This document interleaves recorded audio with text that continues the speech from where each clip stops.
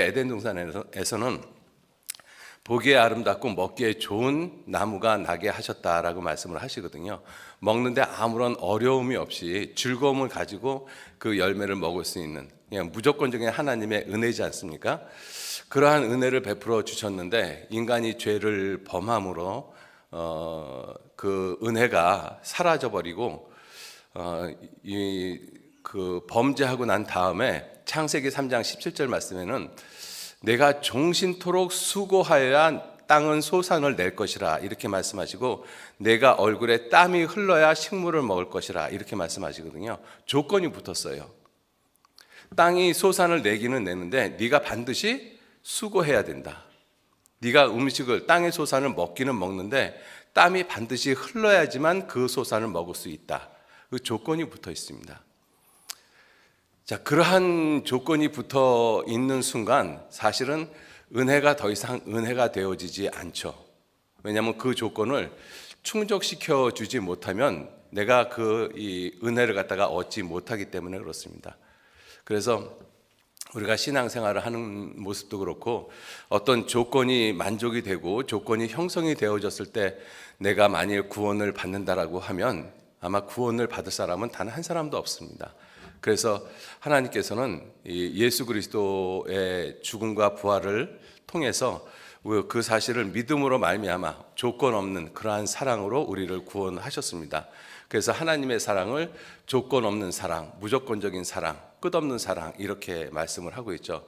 우리가 하나님께 가까이 가고 착하게 살고 교회 다니고 기도하고 헌금하고 그렇게 했기 때문에 하나님이 우리를 구원해 주시는 것이 아니라, 우리가 아직 죄인 되었을 때, 우리가 아직 연약해서 죄인 되었을 때, 하나님을 등지고 하나님을 외면하고 여전히 죄 가운데 살고 있었을 때, 그때 자기 아들을 죽는 데까지 내어주시면서 하나님이 자기 사랑을 확증하셨습니다. 그게 조건 없는 사랑이지 않습니까? 자, 그렇게 조건 없는 사랑으로 하나님이 우리를, 모든 사람을 이렇게 인도하시고 세상을 창조했는데, 인간이 범죄함으로 말미암아, 잘못함으로 말미암아 조건이 있어야지만 하나님의 은혜를 받는 그러한 모습이 되어졌습니다. 그 모습의 축소판이 베데스다 연못이거든요. 그 후에 유대인의 명절이 있어 예수께서 예루살렘에 올라가시니라. 예루살렘에 있는 양문 곁에 히브리 말로 베데스다라 하는 못이 있는데, 거기에 행각 5이 있고 그 안에 많은 병자들이 있었는데, 그 대부분의 병자들이 어떤 사람들이냐면 소경, 쩔뚝발이, 혈기 마른 자들이 누워 물의 동함을 기다리니, 이는 천사가 가끔 못에 내려와 물을 동하게 하는데, 동한 후에 먼저 들어가는 자는 어떤 병에 걸렸든지 낫게 되미러라. 거기 38년 된 병자가 있더라.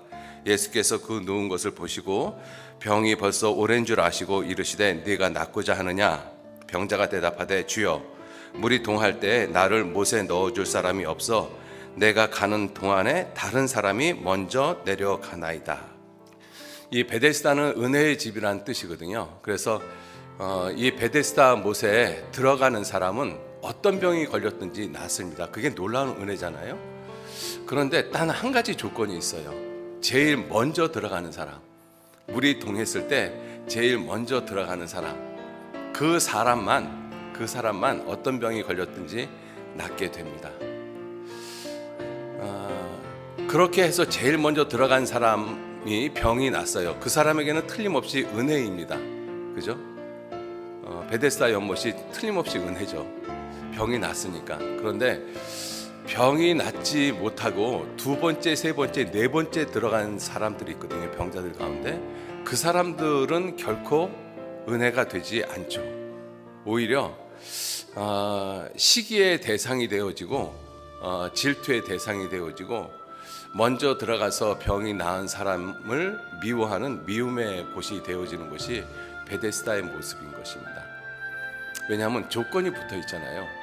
천사가 가끔 물에 내려와서 물을 동하게 할 때 가장 먼저 들어가는 사람이 병이 났습니다. 제일 먼저 들어가는 사람하고 0.1초 차이로 늦게 들어간 사람도 병이 안 나요. 반드시 1등만 인정을 받는 곳입니다. 그죠? 그것이 어디냐면 우리가 살고 있는 세상이잖아요. 이 세상은 2등, 3등은 별로 의미를 두지 않습니다. 1등만 인정을 받는 세상이 우리가 살고 있는 세상입니다. 베데스다 연못하고 똑같은 모습이죠. 이 병자, 38년 된 병자의 모습을 우리가 좀 가만히 생각을 해보면 38년을 누워 있었잖아요. 여러분들 한번 생각해 보세요. 내가 한 이틀만 누워 있어도 허리가 끊어질 것 같이 아프지 않습니까? 그죠? 근데 38년을 누워 있습니다. 이게 보통 고통이 아니거든요. 근데 이 38년을 누워 있는 사람이 물이 동하기를 바라고 있는 거예요. 이 베데스다 연못에는 사실 스스로 들어갈 수 있는 병자들이 없습니다. 많은 병자들이 있다라고 했는데 3절에 그 많은 병자들의 대부분이 어떤 사람들이냐면 소경, 쩔뚝발이, 혈기 마른 자, 중풍병자. 여러분들 이 세 종류의 병자들은요, 물이 동해도 스스로 먼저 들어갈 수 있는 능력이 없는 사람들이에요.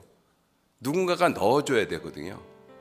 그래서 이 38년 된 병자도 물이 동하는 것을 보고 내가 먼저 들어가려고 하는데 나를 못에 넣어줄 사람이 없습니다. 누가 넣어주겠어요? 자기 병을 먼저 놔야지. 그래서 이 38년 된 병자의 입장에서 봤었을 때는 나보다 먼저 들어가서 병이 나은 그 사람을 축하해주고 축복해주는 것이 아니라 미움이 가득하고 저 사람이 아니었다라면 내가 병이 나을 수 있었는데 이러한 생각을 할 수밖에 없는 것이죠.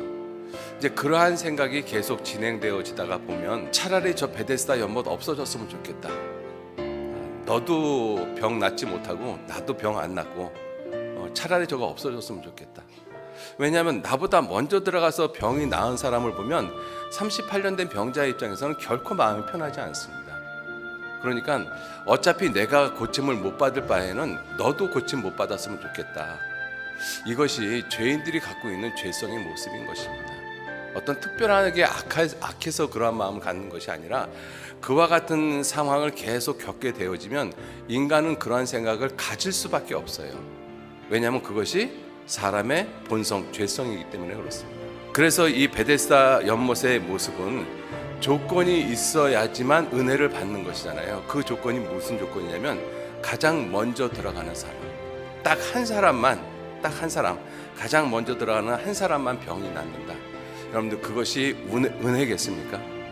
그것이 결코 은혜가 아닙니다. 자, 그런 이 베데스다 연못에서 병이 나은 사람에게 이 예수님이 하시는 말씀이 무엇이냐면 14절 말씀, 5장 14절. 그 후에 예수께서 성전에서 그 사람을 만나 이르시되 보라 네가 나았으니 더 심한 것이 생기지 않게 다시는 죄를 범치 말라. 이 38년 된 병자를 예수님이 베데스다 연못에 들어가게 해서 낫게 하신 것이 아니라 예수님의 말씀으로 그 사람을 낫게 했습니다. 그리고 그 사람에게 하시는 말씀이 더 심한 것이 생기지 않게 하라. 38년 동안 누워 있는 것보다 더 심한 것이 39년 동안 누워 있는 것 아니잖아요. 그죠? 38년 동안 누워 있는 고통보다 더 큰 고통이 뭐겠어요? 영원한 지옥의 고통인 것입니다. 더 심한 것이 생기지 않게 주의하라. 이렇게 말씀을 하셨습니다.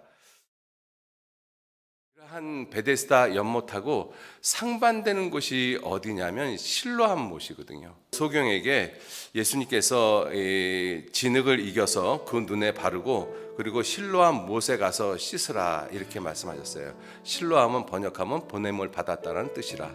그래서 이 사람이 예수님의 말씀을 듣고 실로암에 가서 씻고 밝은 눈으로 왔다 이렇게 되어 있습니다.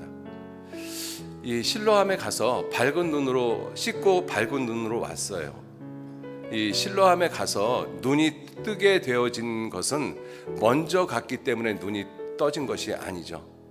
먼저 갔던 나중 갔던 그 순서하고는 아무 상관없이 실로암에 가기만 하면, 예수님이 보내서 실로암에 가기만 하면 어떤 병이든지 다 낫습니다.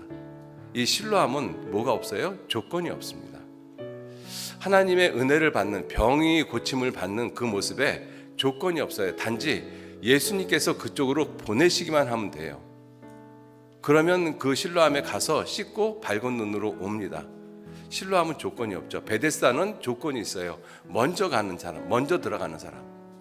실로암은 예수님께서 보낸 그곳에 가는 그 모든 사람은 이 어떠한 병이든지 그 병에서 낫습니다. 그죠? 자, 그래서 우리가 베데스다하고 실로암을 생각을 해보면, 베데스다에서 병이 나은 사람은 은혜를 은혜로 알지 못합니다. 무슨 뜻이냐면, 베데스다에서 어떤 사람이 먼저 들어가서 병이 났어요. 자기가 병난 것을 자랑을 합니다. 어떻게 자랑을 할까요? 아, 하나님의 은혜로 내가 병이 났어, 이렇게 자랑하는 것이 아니라 내가 먼저 들어갔어, 내가 제일 먼저 갔거든, 그래서 내가 병이 났어. 자기가 제일 먼저 들어갔다는 자기를 자랑할 수밖에 없는 거예요. 실제로 먼저 들어가서 병이 난 것이 아니라 하나님의 은혜로 병이 나은 것이잖아요. 근데 그 하나님의 은혜의 조건이 뭐냐면, 먼저 들어가는 자라는 조건이 붙었을 따름이지, 먼저 인간의 노력 때문에 병이 나은 것은 아닌 것입니다. 그런데 베데스다에서 병이 나은 사람은 항상 자기 병이 나은 것을 이야기할 때, 내가 제일 먼저 들어갔어, 내가 1등이야, 그래서 내가 성공한 거야, 그래서 내가 났어. 이게 세상의 모습이잖아요. 근데 실로암은 내가 먼저 가서 병이 났어, 눈이 떠졌어, 이렇게 이야기할 수가 없죠. 예수님이 그곳에 보냈기 때문에 가서 내가 씻고 눈이 떠졌어. 그러니까 온전히 은혜를 갖다가 생각할 수밖에 없는 것이죠. 실로암에서 병이 나은 사람은 늘 하는 말이 무엇이냐면, 예수님이 나를 그곳에 보내고 내가 그곳에 가서 씻고 왔어, 씻고 내 눈이 떠졌어.